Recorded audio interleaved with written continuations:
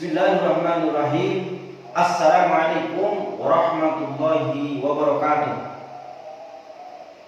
Bismillah, alhamdulillah, wassalatu wassalamu ala rasulillah wa ala alihi wa sahbihi wa mawala, amma ba'du.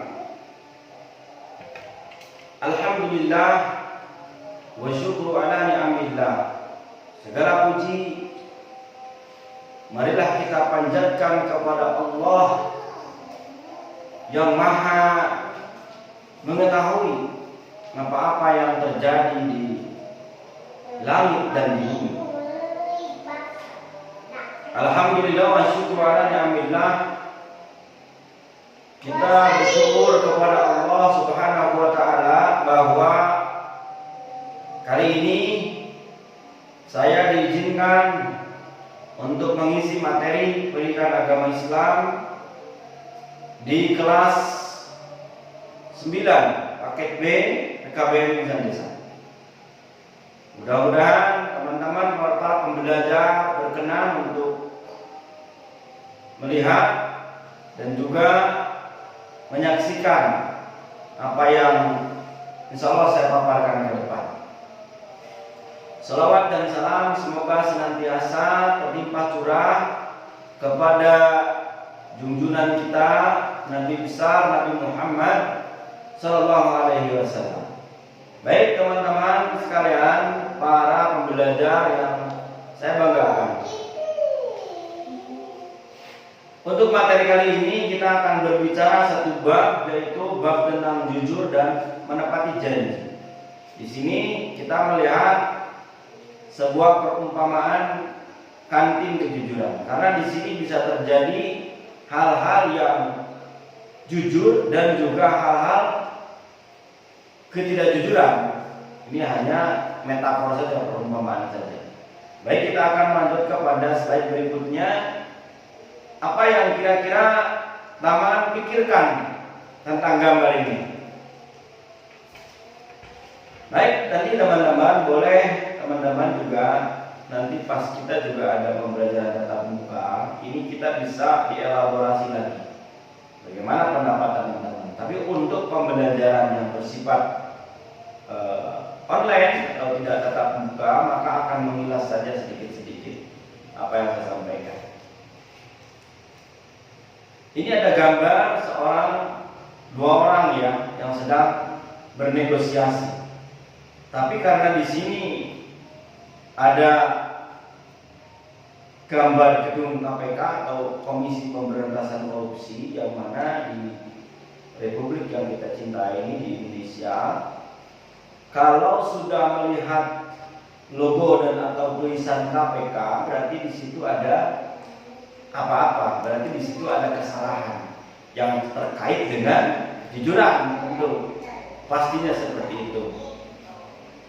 KPK sebuah badan yang memang anti rasuah yang dibentuk oleh negara ini untuk pemberantasan korupsi. Nah, korupsi itu berarti ihwal terjadinya korupsi biasanya terjadi berawal ketidakjujuran. Nah, ini metafornya atau perumpamaannya dua orang tersebut yang sedang bernegosiasi atau berdiskusi mengenai permufakatan jahat yang berarti tidak ada kejujuran di sini. Ya, jadi bisa membaca ya teman-teman. Baik, kita lanjutkan kepada alurnya. Jujur dan menepati janji juga dibagi beberapa bagian, diantaranya turunannya dari jujur adalah memahami makna jujur, menerapkan perilaku jujur. Terus juga menepati janji, menepati janji itu apa? Menerapkan perilaku dan janji. Tapi mungkin saya tidak akan seluruhnya membahas di sini karena waktu juga terbatasan. Kita insya Allah akan juga ada pengayaan materi dan juga pendalaman materi nanti di sesi tatap muka, begitu ya teman-teman. Ini hanya sekedar kisi-kisi saja atau kesimpulan-kesimpulan saja atau subtema saja yang saya kedepankan. Mudah-mudahan nanti menjadi acuan untuk nanti kita ada pengayaan dan pendalaman di pembelajaran tatap muka, begitu ya. akan melahirkan sikap mulia. Terbiasa berperilaku jujur, menepati janji dalam kehidupan sehari-hari sehingga membuat hati merasa tenang dan tentram. Jadi mendapati kenyamanan dari perilaku jujur dan menepati janji, karena tidak punya hal-hal kita di dalam pikiran kita kedustaan-kedustaan yang menjadi bagasi beratnya kehidupan kita dalam sehari-hari seperti itu. Nah, ini kita contoh pada perilaku yang jujur, dan ini juga biasanya dilakukan oleh kita semua. Ya, ini ambil kita contoh, telah ditemukan sebuah jam tangan di tempat duduk.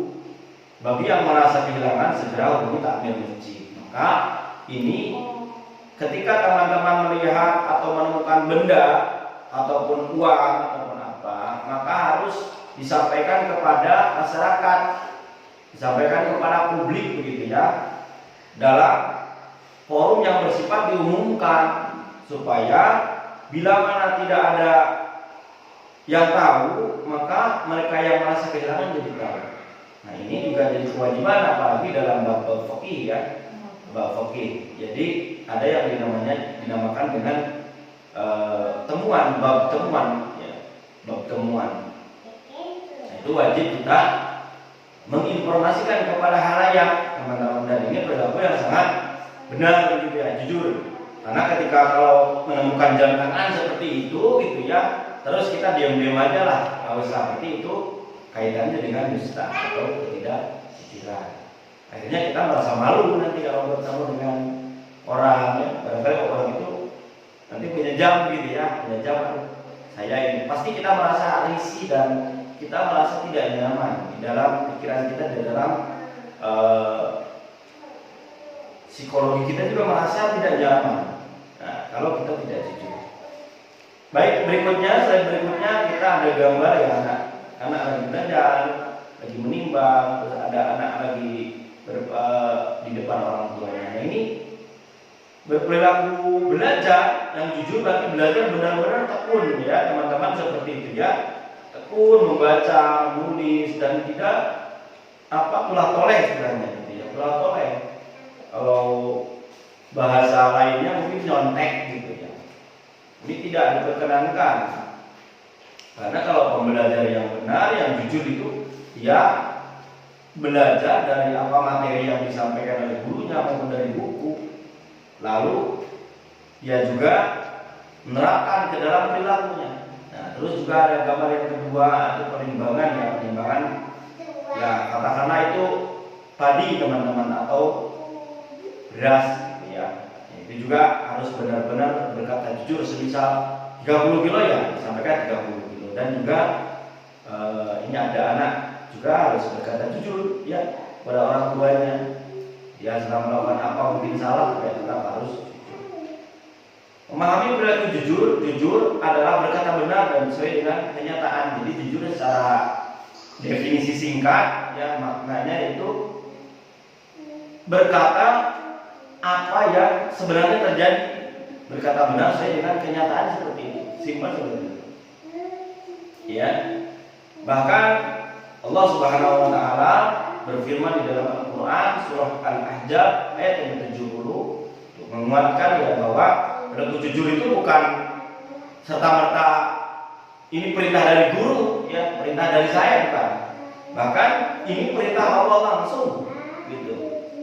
A'udzu billahi minasyaitonir rajim. Ya ayyuhalladzina amanu taqullaha wa qulu qawlan sadida. Wahai orang-orang yang beriman, bertakwalah kamu kepada Allah dan ucapkanlah perkataan yang benar.